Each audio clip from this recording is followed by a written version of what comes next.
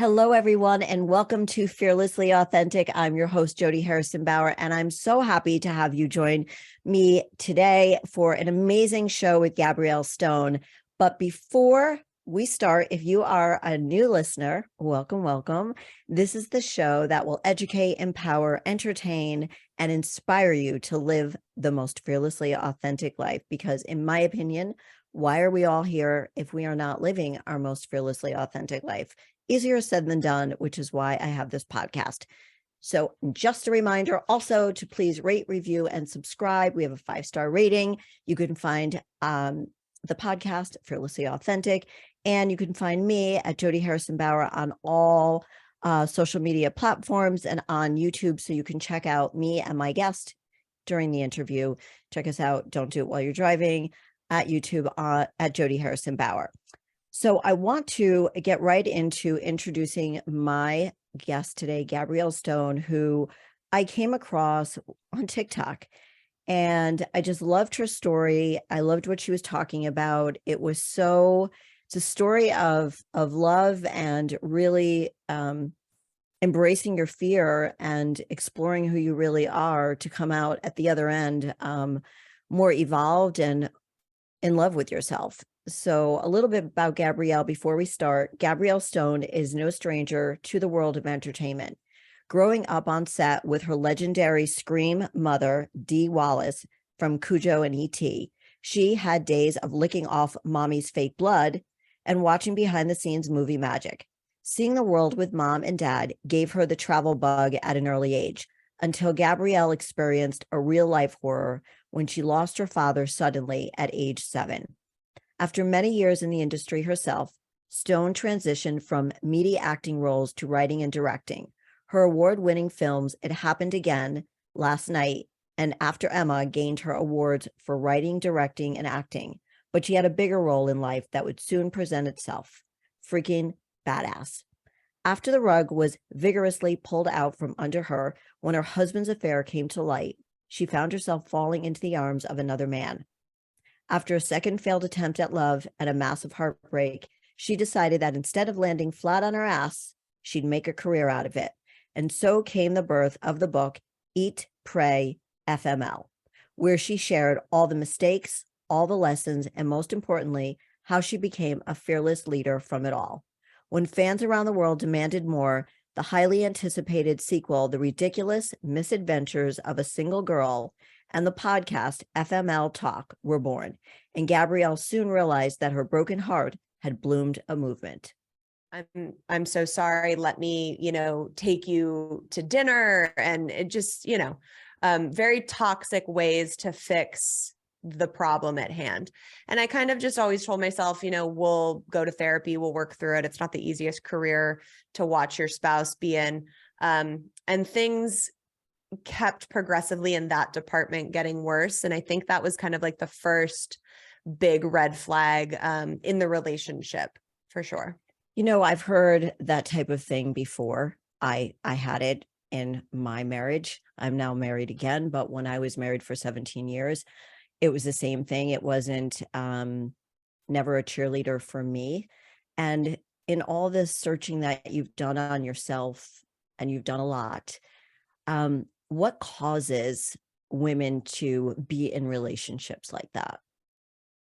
I think there's a myriad of different things. For me specifically, I had grown up with a fear of abandonment. I lost my dad when I was 6 years old, pretty traumatically. I then lost my high school sweetheart when I was 18 in a car accident. And those two events had really created a subconscious belief in me of when I love someone, they die, and which at the core of that is fear of abandonment.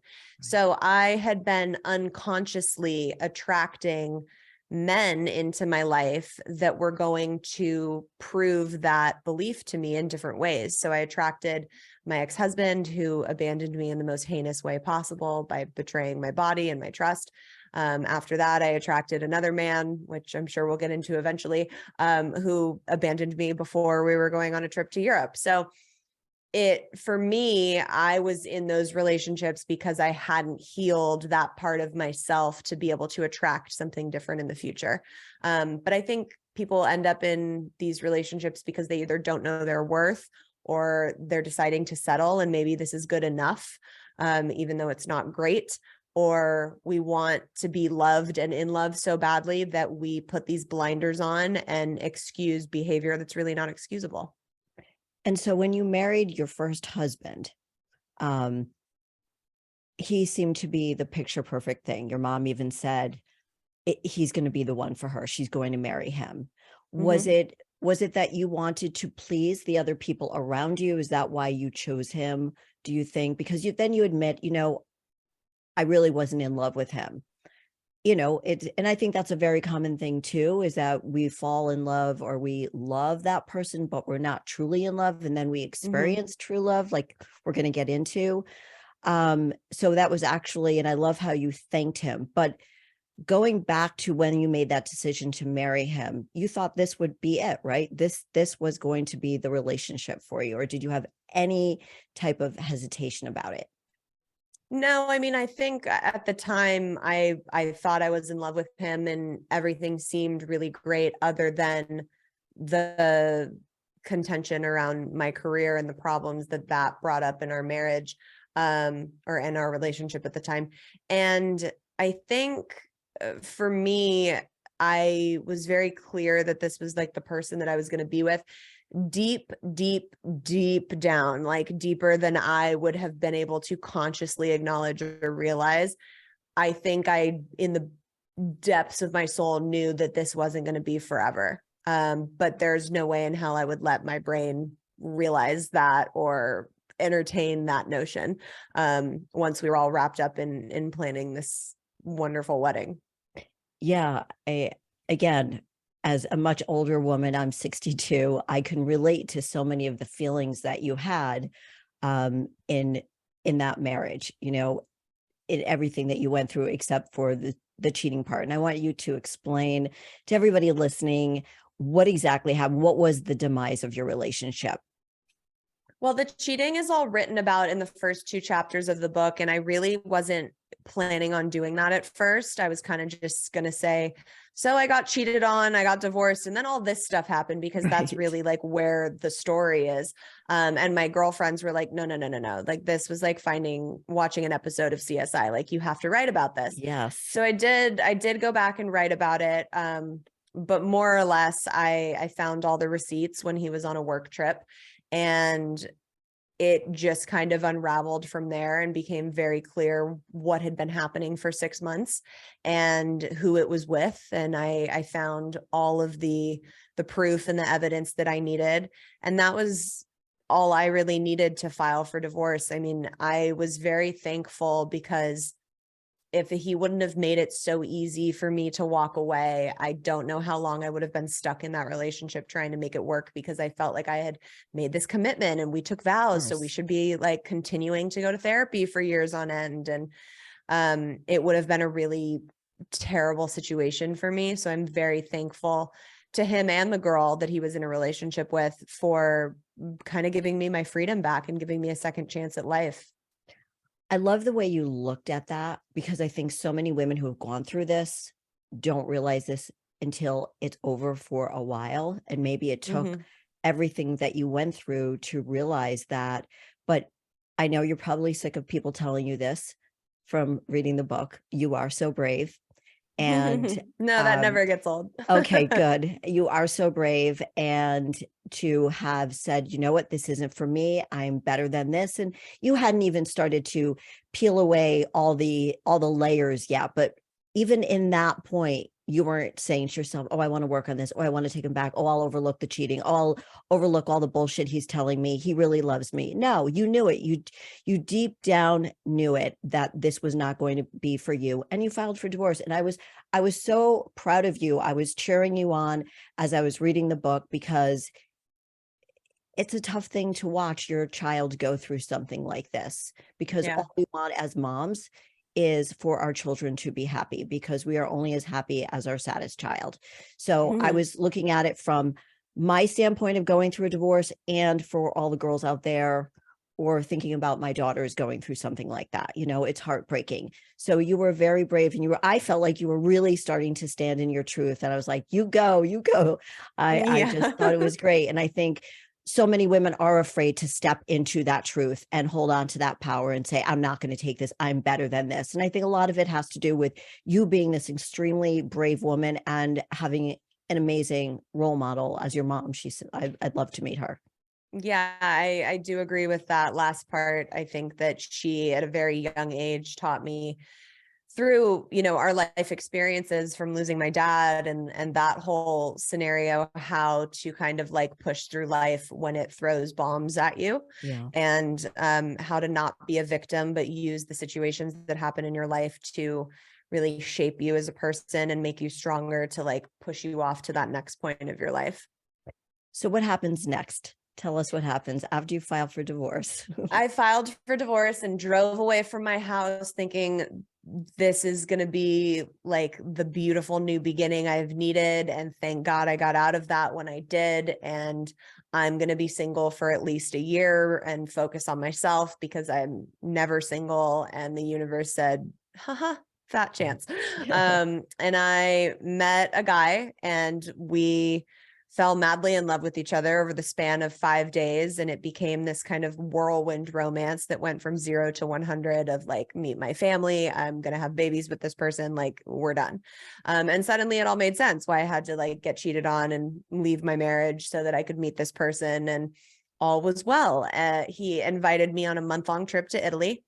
And of course, at first I was like, you're crazy, but when are you going? And he said September 4th, which would have been my 2-year wedding anniversary. And the date he was coming home was October 4th, which was my late father's birthday. So by this time I was like, okay, universe, I hear you. I'll go on the trip. Bought my ticket. We were together for a month and a half. Everything was like blissfully happy. Met his mother, his sister, like immediately became part of their family, and really just connected on a lot of different levels. And 48 hours before we were getting on the plane, he told me he needed to go by himself and broke up with me. I was absolutely devastated. This man broke my heart like my ex-husband never could have done. And I was sitting at my mom's house on my bed, because that's where you move when you're 28 and get divorced, and was in a pool of tears and said, okay, well, you can either stay at home heartbroken, or you can travel Europe for a month by yourself. And my bag was already packed. So I took my backpack and I did 6 countries over the span of a month. And I wrote the book, Eat, Pray, FML. And his name is, beautiful name. His name in the book is Javier.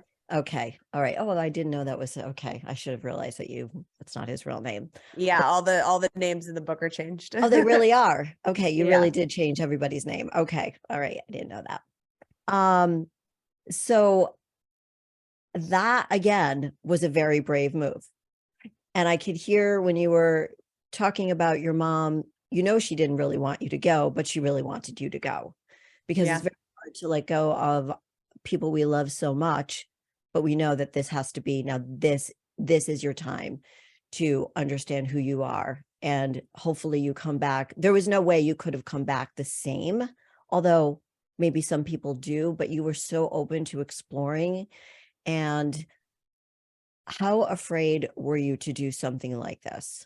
I was terrified. I mean, the only thing I knew about hostels when I was flying over to Europe was that there was a horror movie about them and people get brutally murdered in it.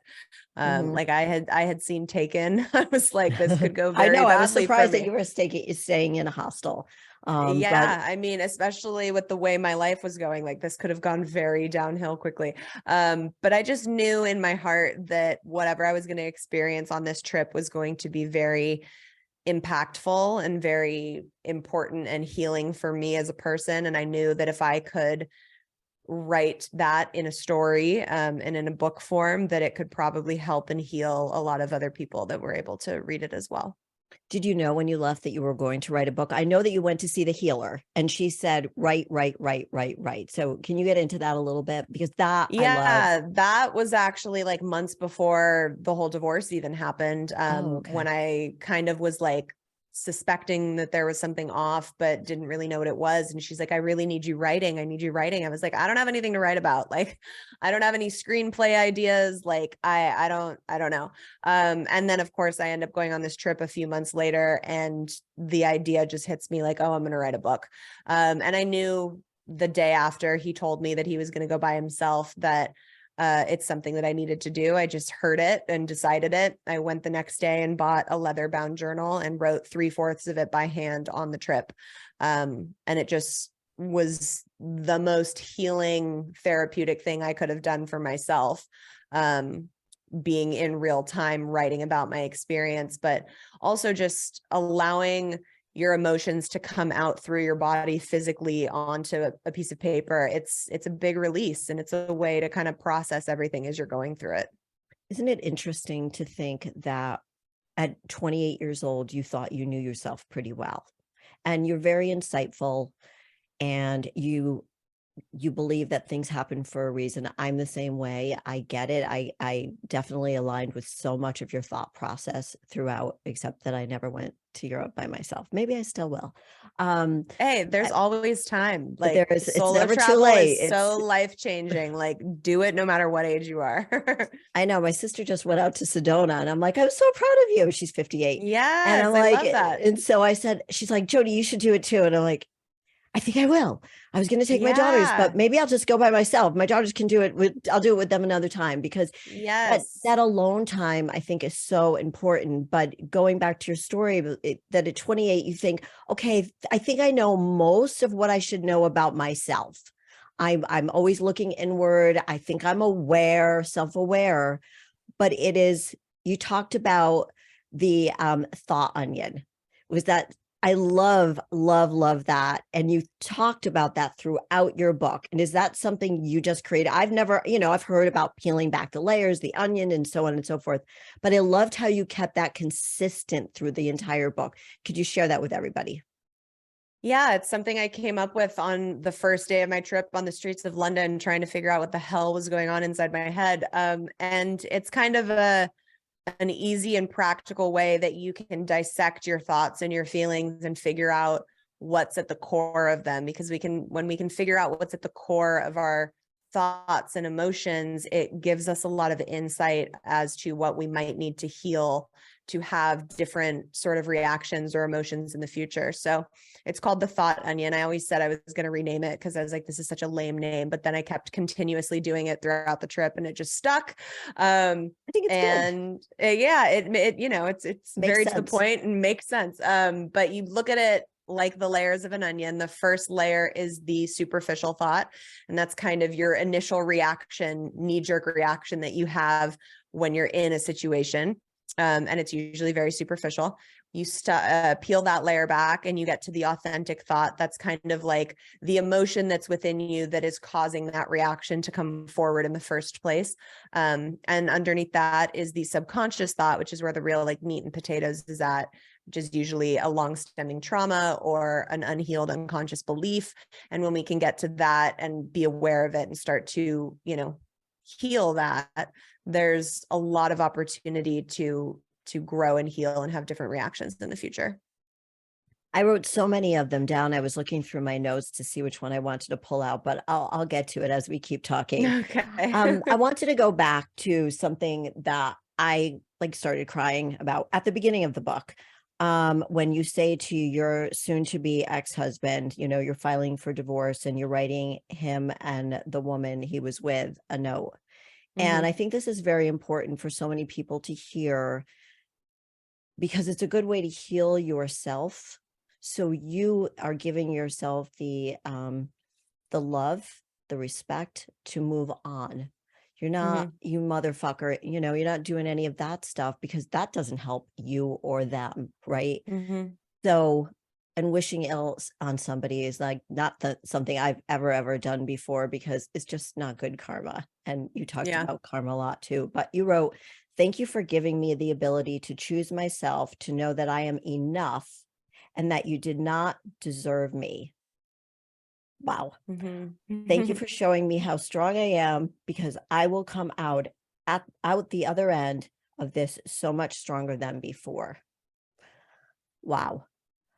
What was going through your head when you wrote that? Well, I was sitting in our house with it half empty now that I had taken all my stuff out of it. And I was waiting for him to arrive to be able to get the process server to serve him the papers.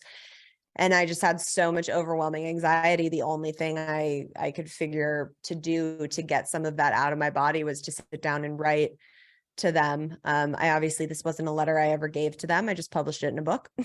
So yes, they've both read it, just not from given by me directly. Right. And it really, it was very truthful and very honest. Cause like you said, the only person that gets taken down when you continuously hold hate and anger and resentment in your heart is you. So I did an episode in the first season of my podcast around forgiveness.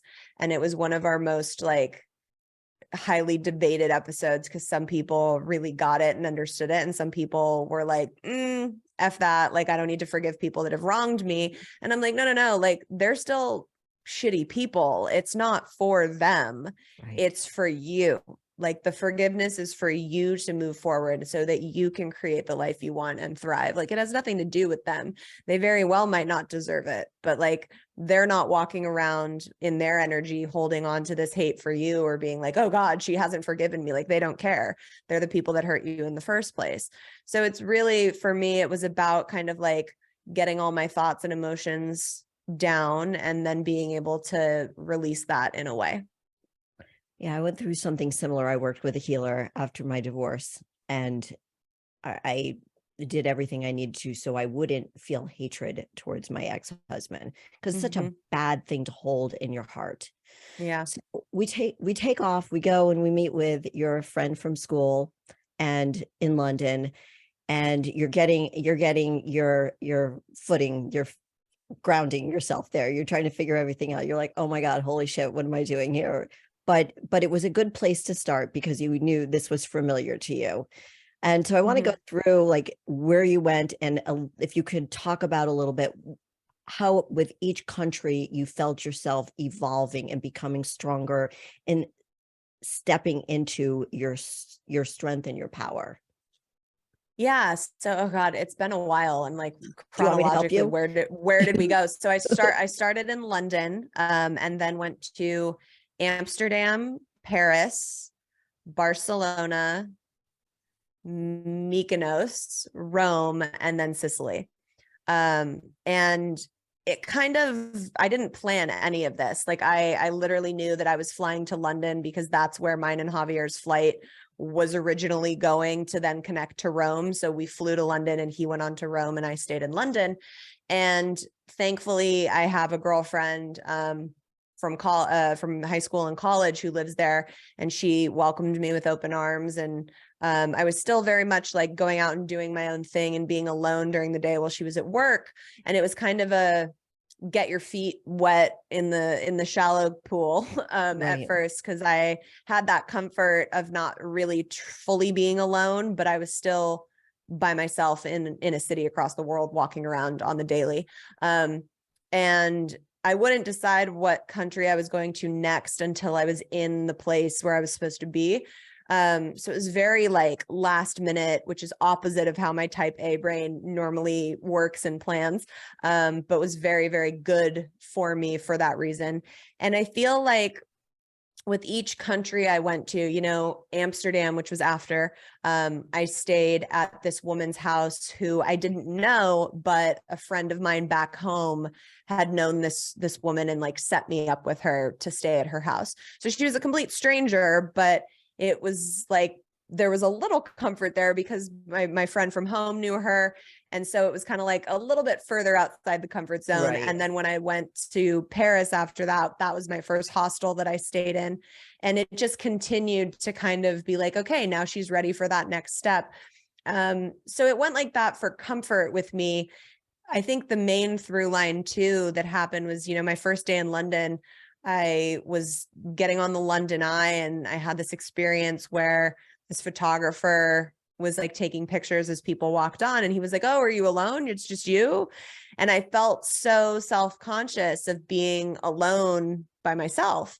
And each country I went to, it started to get more and more comfortable. And then from the comfort became like an empowerment.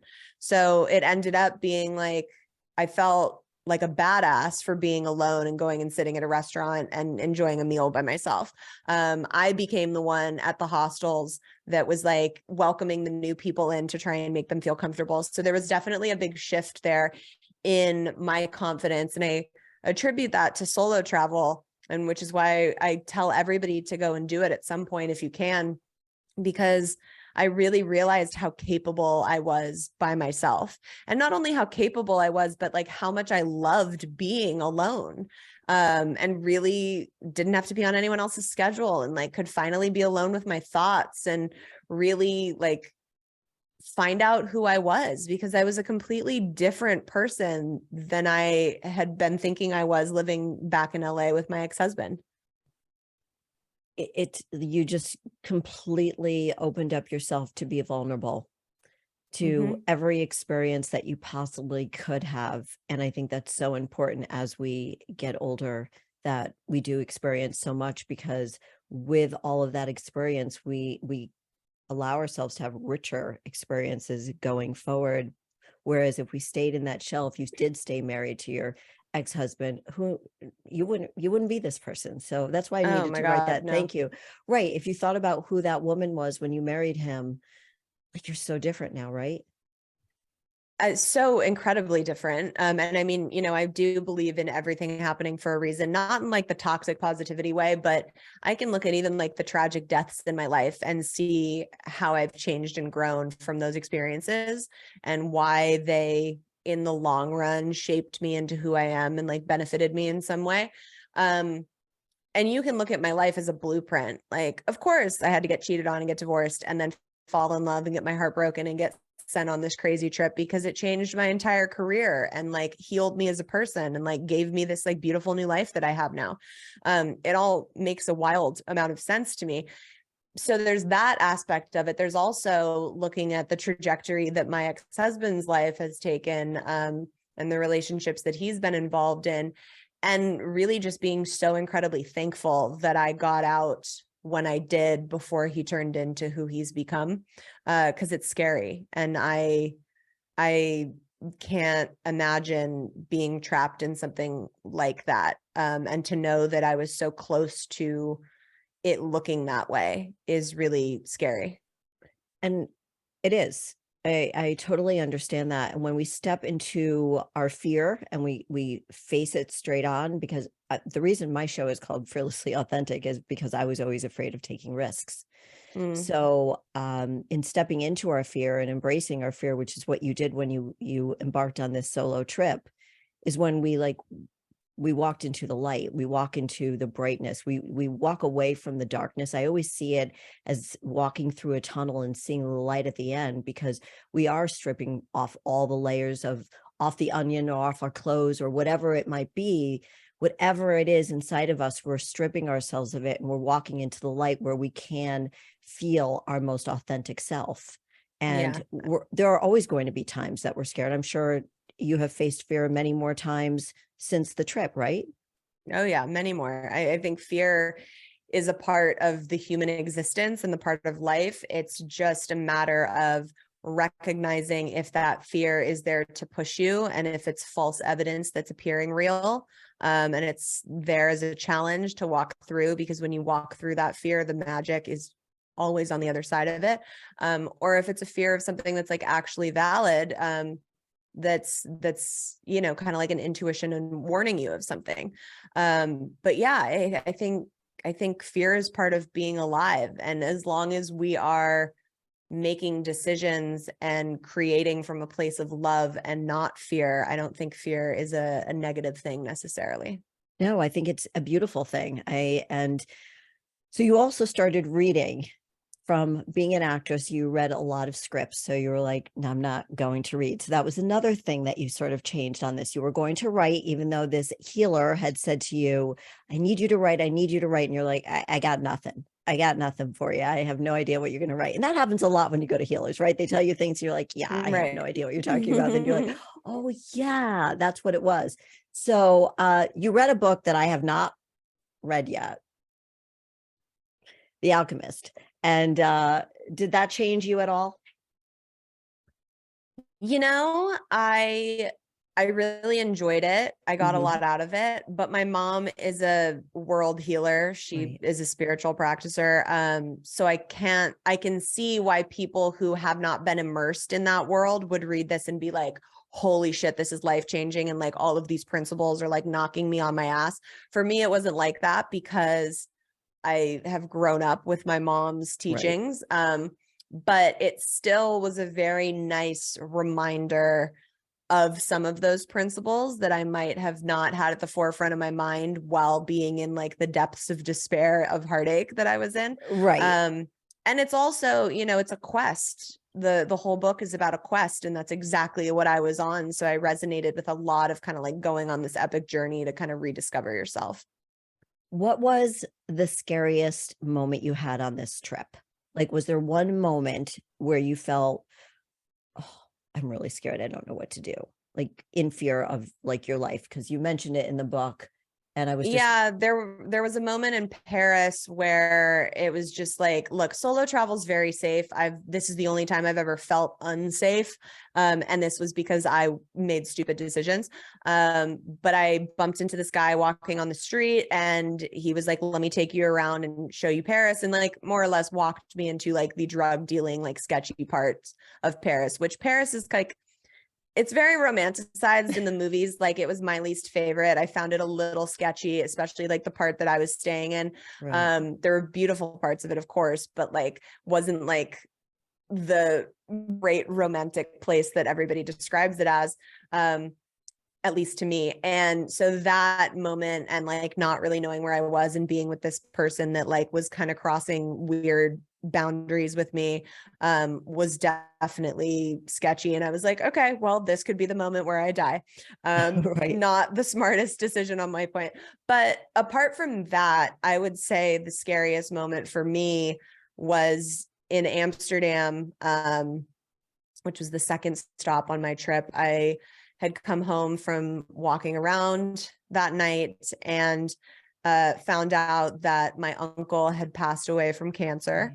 And there was this like moment of, I don't have anyone here to make me feel okay.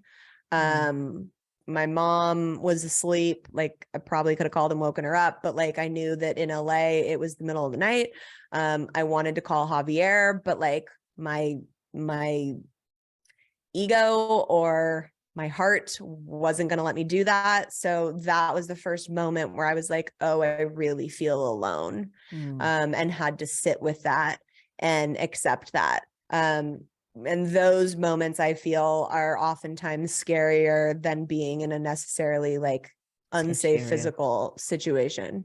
And that's when you really have to count on yourself, right? And those were the Yeah. times where that you had never really experienced that, because you always had people around you who you could depend on and hug and hold and whatever. Yeah. But that's kind of hard to do, is just really go, okay, I've got to sit with this, and this is really tough for me to deal with right now. I can Yeah. imagine, again, another step towards growth, right? Absolutely. Yeah. And that was what the whole journey was like little moments of such like that really like made up this big gigantic healing healing journey and transformation. So, and in relationships, I know that you were holding on, you had fallen madly in love, and you were hoping that the two of you would meet in Sicily at the end of the trip, right? That was the plan. But things were getting weird between the two of you. You didn't think you were going to want to have sex or meet up or hook up with anybody. You didn't want to do really casual. But walk us through those, not the sexual experiences, but the intimate relationships that you had along the way, and how you felt you changed as well. Because the first one really sucked. That was like, ugh, why did I even do this? Yeah, I think the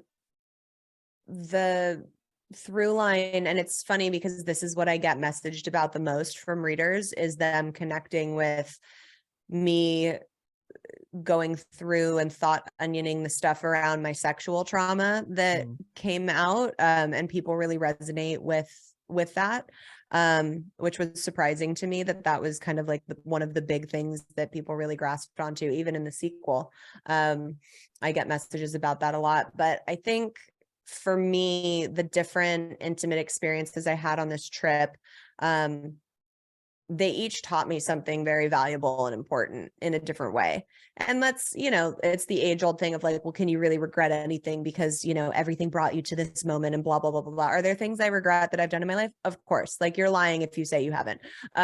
But I can look at all of those experiences and know that they taught me a very valuable lesson in that moment. And I think the biggest kind of like overall through line was that I had been using sex and intimacy as a way to keep people close to me so that I didn't feel abandoned, Right. which is such a twisted kind of dark thing to come to light when you know, have been using your body in this intimate part of yourself that should be reserved for very special people. You've been using that to kind of use it as a protection and a defense mechanism almost. So there was a lot to work through around how to rectify that and how to come to terms with that, and then how to make sure I was having healthy, intimate relationships in the future.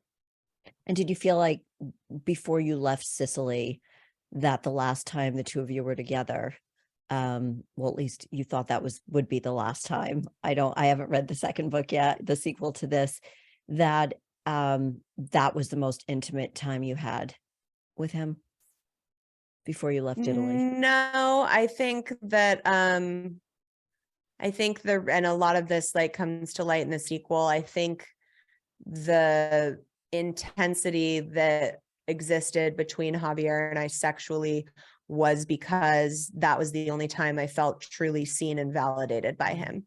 So it was like, and that happens a lot in narcissistic relationships, in toxic relationships, when you're constantly searching for that next high from the person because that's the only time that they really, really want you so much.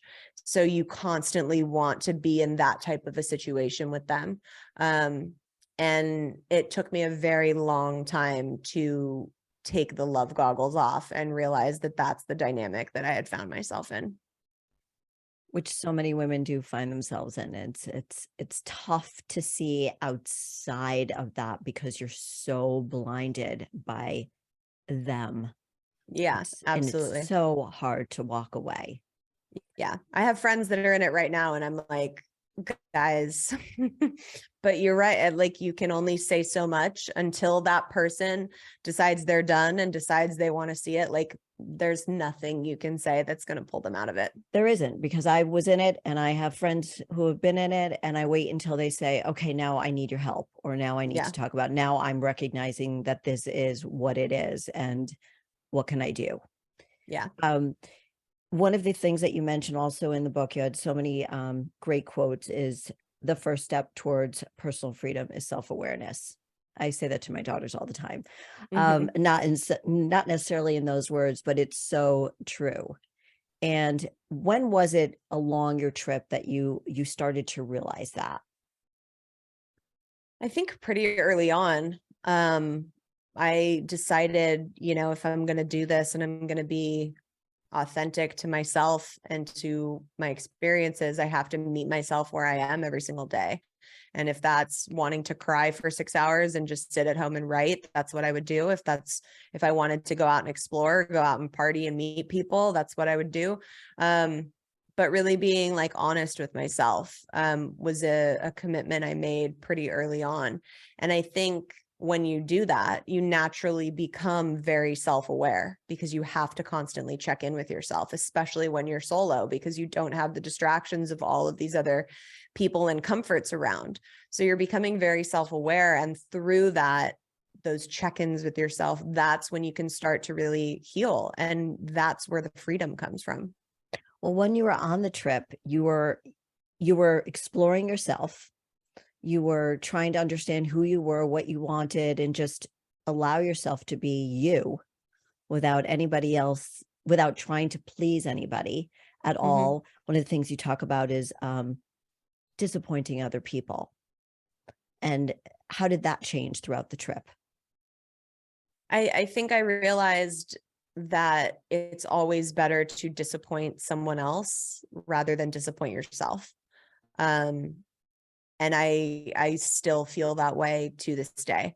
And it was such an important lesson for me to learn that instead of, and I'm a people pleaser, instead of, like doing everything for everybody else, if I'm not happy with myself at the end of the day, then it doesn't really matter who else thinks I'm wonderful and who else is like really stoked on something that I did for them, because I'm inevitably going to either resent that person or resent myself if I haven't shown up for myself first and foremost. So when you came back home, did you feel that, okay, you felt different because this experience was life-changing? Did you find that you were setting up boundaries based on what you just said, that, I'm in the past, you may have been the person who didn't want to disappoint the others, yet you would be disappointed. But now you're like, wait a minute, nope, this is my life and this is not for me. Well, I think people will read a lot in the sequel how things went when I came home. I fell into a really big depression. So first and foremost, I had to pull myself out of that. But as far as setting up boundaries, I think when you're first in your, like, the beginning of your healing journey and all of it's very new, it takes a while to get into that rhythm of doing that and get used to that. It's something that you need to practice. It's not something that just happens overnight. If it was, we'd all be healed very quickly. Yes. So I think I'd started to, I think you see in the sequel, there's times where I like try to set those boundaries and then go back on them, or try to, make something very clear for myself and then renege on that for different reasons. But that's part of the journey. It's part of the growth and the learning. And I wouldn't go back and do it any other way. So tell me about the book, the sequel. It's called The Ridiculous Misadventures of a Single Girl. I found out very quickly after Eat, Pray, FML was released that everyone needed desperately to know what happened after Europe, but I was still living that. So I didn't really have an ending to what that part of my life was going to be or look like. I ended up starting the sequel in the end of 2019. And it goes, Eat, Pray, FML, as crazy as it sounds, like with the divorce and the second love affair and the whole Europe trip, is 3.5 months of my life. Like, it was very condensed amount of time. I can't believe all that stuff that happened to you in such a short period of time. I really cannot. Ridiculous. It's ridiculous. And the sequel is spans over 2 years of my life, so it's much longer of a time span, and it really is everything that went down after Europe. There are some characters from the first book that come back and make appearances, some more than others. And how about Chris? Where's Chris? Yeah. Okay. Chris is in the sequel. Javier is in the sequel. Marcus is in the sequel. Many of the men come back for the sequel. Marcus in a sweatshirt. Yep. And there are also new people that appear in the sequel that are still in my life today.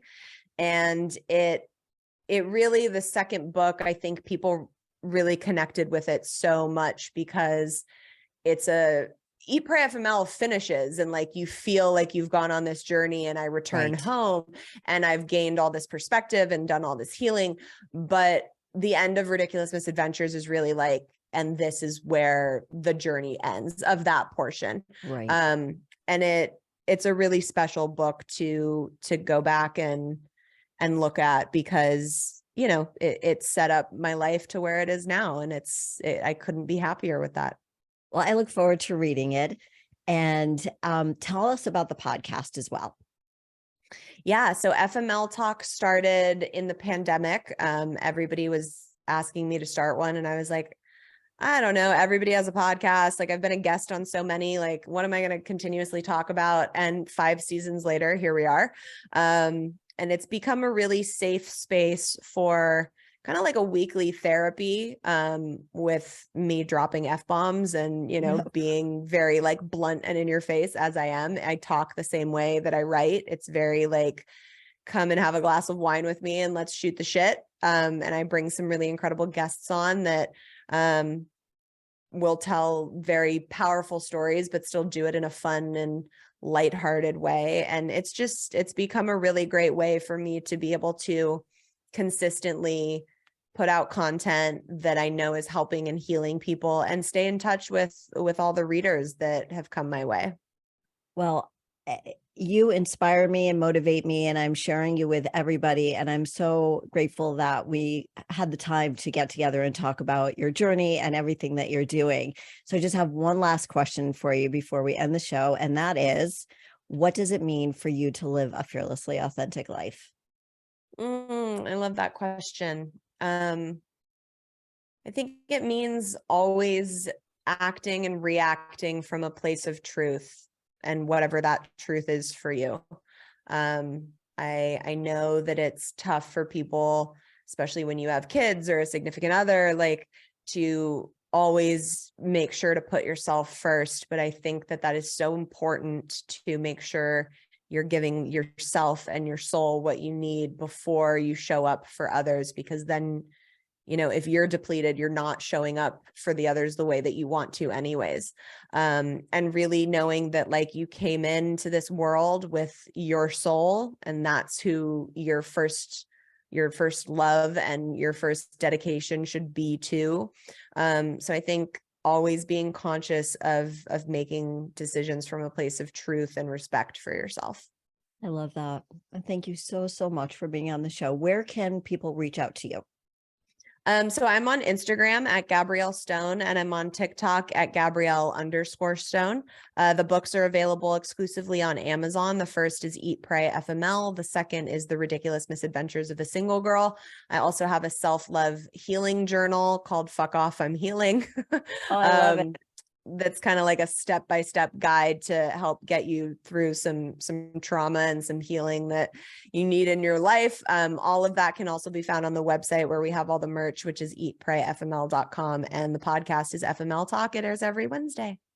Thank you so, so much. I appreciate it. And just a joy. Can't wait to read the other book and listen to your podcast more, because it's a great podcast. So thank you, Gabrielle Stone. And to everybody who is here sharing this show with us today, thank you so much for listening. And until next week, go live your most fearlessly authentic life. Bye-bye, everybody. All right, you're clear. Yay. Awesome. Thank you so much for having me. Thank you so, so much. And you're, not to sound like such a mom, but your mom must be so proud of you. Oh, I didn't want to say that. I mean, I was going to say it on, air, but I'm like, I sound too much like, a Jewish mom here. So, I love it. Thank you. I appreciate it. It's, you've done a lot, and your mom being the healer that she is, I'm sure she's just incredibly thrilled with what you're doing and how you're helping so many people of all different ages too, Yeah. So, thank you so much. I'm so glad we connected. Thank you so much. Thanks for having me. I appreciate it. It was nice to meet you. Nice to meet you too. Bye. Bye.